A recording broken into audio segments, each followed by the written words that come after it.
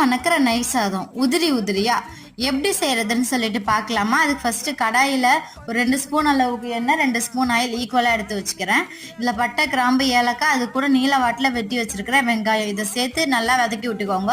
Golden brown ஆகக்கூடாது, கண்ணாடி படம் வந்தாலே போதும். அப்புறமா தேவையான அளவு இஞ்சி பூண்டு பேஸ்ட், மல்லி புதினா, புளிப்பில்லாத தயிர் 1/4 கப் சேர்த்துக்கிறேன் 1 கிலோ அரிசிக்கு.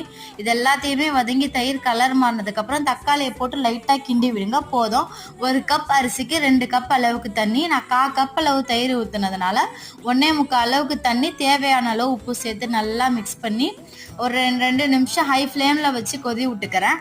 அதுக்கப்புறமா மூடி போட்டு வேக வச்சிங்கன்னா 3/4 பதம் அளவுக்கு தண்ணி குறைஞ்சிடும். இப்போ மேலே இருக்கிற சாதம்லாம் கீழே பிரட்டி விட்டுட்டு ஃப்ளேமை சிம்மில் வச்சு 20 நிமிஷம் அடுப்பில் வைங்க.